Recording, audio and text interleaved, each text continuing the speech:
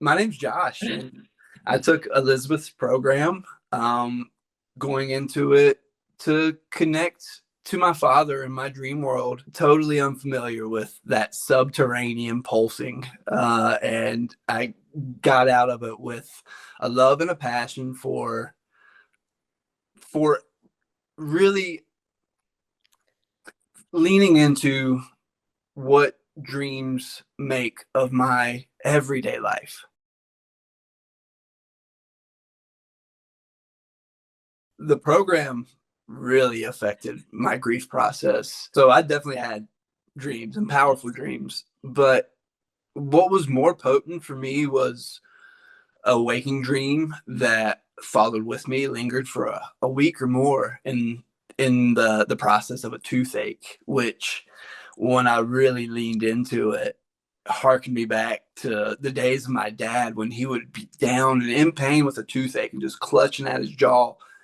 And I was sitting on the porch swing in pain and really just released into the pain and was absolutely moved by wind and swing and the stillness of the air that my father was with me on that swing in a calming presence. And I was leaning into what fatherhood would mean for me and how fatherhood actually meant the same thing to him, and all these anxieties and all these unthought and unfelt things between me and my father just flowed with the swing and the breeze in this calming way.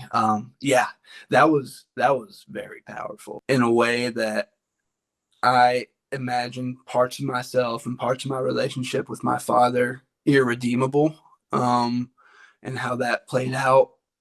But I was able to bring to the surface emotions, events, and a love that held it all, that made everything redeemable and okay.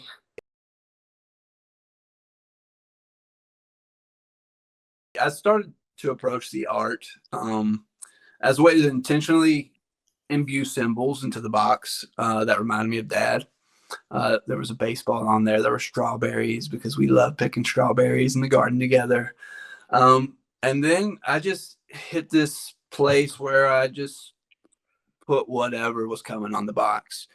And there was a scene that reminded me of a horizon, but it was spread with clouds or something, and there were vines crawling up the side, and they were golden, reflective in hue. And actually, I looked at the box recently, and I just started noticing things that felt resonant for me, especially with the vines crawling up the side. Dad was a great gardener, and he loved his strawberries, his corn, and his tomatoes. And the vines on the side reminded me of tomatoes, and they were golden and eternal, and just like plump and as fresh as they could be. And this horizon scene was just full of full of I want to say stuff, but it was like a flurry of action, but there was a softness behind it that was just it permeated through the whole thing. So the art for me just like kept getting deeper and deeper the more that I like receive it. Looking at the box, I felt a wave of just connection. Like Beautiful. not connection to something that I made, but connection to to a chord that I channeled into, and that's still there. The work was the connection to my loved one, to my father. I I wouldn't have gotten there without the work, and the work was necessary for me in my process of reconnecting and healing, and getting to know my dad again, and getting to know myself. In a way that I hadn't. I sat there in the evenings and just really released into to who he was, and who he was to me, and who we were together, and who we are still shaping to be. Anytime I want to drop in and speak with my dad or just feel my dad or any loved one who's gone or away from me, I just drop in. I just drop in and touch that part in myself and that part in them that always has that resounding bell chime of our harmony. And it's a simple thing to do. It's a blessed thing to do, and I need to do it more often.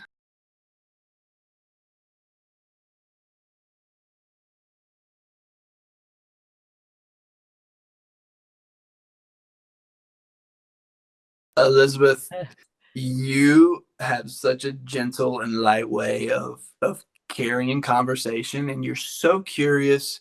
You really, really want not only for you to like understand us, but you want us to understand ourselves. Um, and you ask poignant questions that are fun, and they get the mechanisms working within us. I cannot ask for a better provider and teacher and friend in this process. Thank you. I would describe Awakening Stream work as utterly transformational, as a practice to hold and to carry for life, forever. It is so critical and crucial for me now, and forever will be.